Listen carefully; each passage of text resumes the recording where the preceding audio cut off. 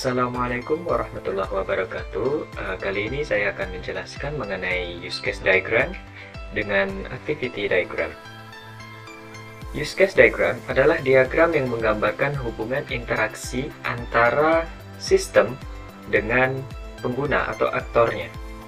Use case diagram mempunyai 4 komponen.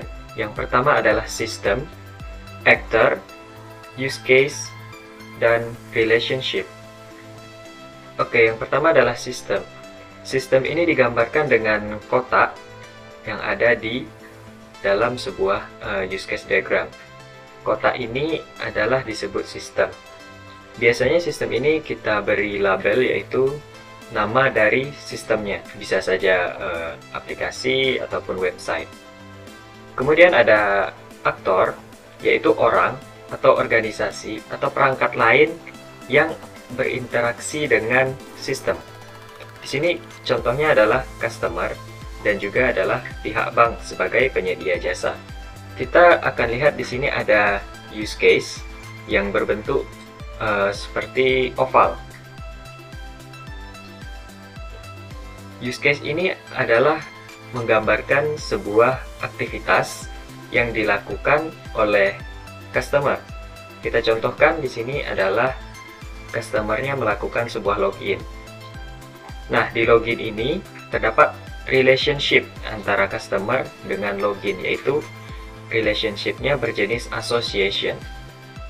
Kemudian, setelah login, ini ada namanya include. Include ini adalah hubungan atau interaksi yang harus terjadi jika pengguna melakukan base case. Nah, di sini login ini adalah base case dan verify password ini adalah included case-nya. Jadi, jika customer melakukan login, maka ini akan diikuti dengan verify password. Verify password ini harus terjadi jika customer login. Nah, kemudian ada yang namanya extend relationship. Extend ini artinya adalah hal yang bisa saja terjadi, namun tidak harus terjadi. Di sini contohnya adalah display login error. Display login error ini bisa saja terjadi jika customer salah memasukkan password. Nah, hal ini kan tidak perlu harus terjadi, tapi bisa saja terjadi. Maka ini kita beri relationship yang namanya extend. Oke, kemudian di sini ada aktivitas check balance. Check balance ini tentunya juga bisa dipantau oleh pihak bank. Nah, kemudian ada case transfer funds dan juga make payment. Nah, case transfer funds dan make payment ini juga mempunyai relationship include dengan verify sufficient funds. Nah, jadi setiap customer ingin melakukan transfer funds ataupun melakukan pembayaran, maka verifikasi pembayaran ini pasti dilakukan juga. Karena itu kita beri dia include. Nah, kemudian di case make payment ini terdapat pilihan, yaitu bayar melalui cek atau bayar melalui tabungan. Ini disebut dengan inheritance, yaitu di sini adalah parents case dan ini adalah child atau children case-nya. Nah, kemudian di sini bisa kita lihat ada setup profile, case setup profile dengan extension points, yaitu extension point-nya profile help dengan privacy info.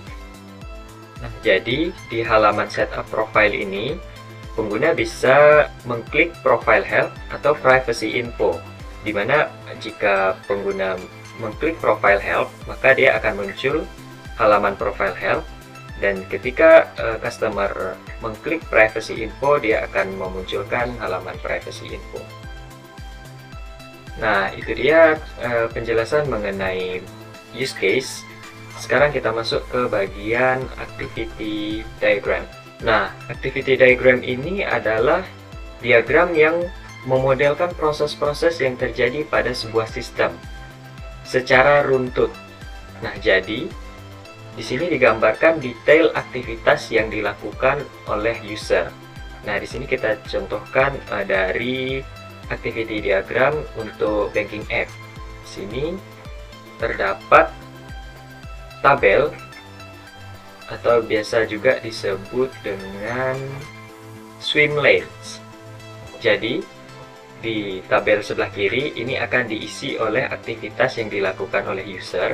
Yang di tengah adalah aktivitas yang dilakukan oleh sistem aplikasi bankingnya. Dan yang di sebelah kanan diisi dengan aktivitas dari bank. Oke, yang pertama ini di sini ada simbol start atau mulai. Kemudian diteruskan oleh user untuk membuka banking app. Nah, kemudian user menginputkan user ID dan password. Setelah itu akan divalidasi oleh pihak bank. Nah, di sini ada percabangan, yaitu jika user ID atau password yang dimasukkan oleh user salah, maka dia akan menampilkan login error.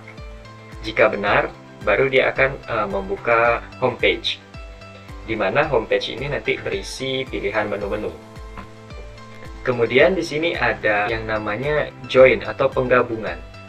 Nah, di sini kita misalkan jika user untuk memilih cek balance atau cek saldo.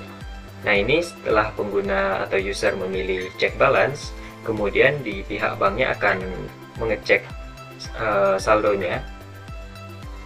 Kemudian setelah itu di aplikasi akan ditampilkan sisa saldonya atau sisa balance nih. Oke, kemudian di sini ada aktivitas lagi yang inputkan user, yaitu memilih untuk transfer. Nah, kemudian setelah user mengklik transfer, dia akan memasukkan nomor rekening. Nah, nomor rekening ini nantinya akan diperiksa oleh bank. Jika nomor rekening yang dimasukkan salah, maka dia akan menampilkan invalid bank account number atau nomor rekening salah. Nah, jika nomor rekening yang dimasukkan benar, maka dia akan lanjut ke sisi user, yaitu user akan memasukkan jumlah yang akan ditransfer. Kemudian setelah user memasukkan jumlah yang akan ditransfer, ini akan kembali lagi ke pihak bank, yaitu mereka akan mengecek di database ya, sisa saldonya berapa. Jika sisa saldonya lebih kecil dari jumlah yang dimasukkan pengguna, maka dia akan menampilkan saldo tidak cukup. Tapi jika saldonya lebih besar dari jumlah yang dimasukkan, maka dia akan menampilkan confirmation display atau layar untuk konfirmasi pengiriman transfer. Nah, di sini dilanjutkan oleh user akan memasukkan PIN. Nah, kemudian ini akan di-verify lagi oleh pihak bank di sini. Nah, di sini kembali ada decision atau percabangan, yaitu jika PIN-nya salah, maka transaksinya akan di-cancel oleh aplikasinya. Kemudian jika PIN-nya benar, maka pihak bank akan memproses transaksi, yaitu mengirim uang sejumlah yang dimasukkan pengguna ke rekening yang dituju. Kemudian dari sisi aplikasi akan menampilkan transaksi sukses. Oke, kemudian kita lanjutkan dengan jika pengguna memilih pembayaran. Nah, jika pengguna memilih pembayaran, pengguna di sini akan lanjut memilih payment gateway atau penyedia layanan pembayarannya. Nah, kemudian pengguna akan menginputkan virtual account number atau kode pembayarannya. Nah, ini kemudian akan diverifikasi oleh pihak bank. Kemudian di sini ada decision lagi atau percabangan. Jika virtual account number-nya invalid atau salah, ya aplikasinya akan menampilkan bahwa nomor virtual account-nya salah. Nah, jika nomor virtual account-nya benar, maka di sisi pengguna ini akan ditanyakan kembali, yaitu memilih dari tabungan atau dari checking. Nah, di sini setelah memilih, ini akan dilanjutkan oleh pihak bank yang akan mengecek saldo.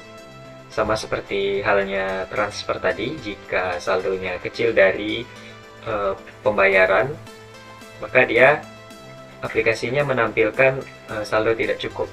Tapi jika saldonya lebih besar dari pembayaran, maka dia akan menampilkan confirmation display. Kemudian di sini user memasukkan PIN. Nah, kemudian ini akan di-verify oleh pihak bank. Jika PIN-nya salah, maka aplikasinya menampilkan transaction cancel. Kemudian jika PIN-nya benar, maka pihak bank akan memproses transaksi, yaitu membayarkan tagihan yang dimasukkan oleh user. Kemudian akan ditampilkan oleh aplikasi bahwa transaksinya sukses.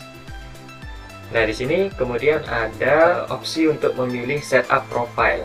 Nah, di setup profile ini ada lagi yang namanya pilihan untuk help link dan juga profile privacy. Nah, jika pengguna memilih help link, ini maka aplikasinya akan menampilkan profile help. Nah, jika penggunanya memilih profile privacy, maka aplikasinya akan menampilkan halaman profile privacy. Nah, jika semua transaksi tadi selesai, nah, pengguna bisa melakukan exit app. Nah, setelah exit app, maka semua aktivitasnya selesai. Di sini digambarkan dengan simbol stop. Nah, itu tadi penjelasan saya mengenai use case diagram dan juga activity diagram. Semoga dapat membantu dan dapat menambah ilmu kita semua. Terima kasih. Assalamualaikum warahmatullahi wabarakatuh.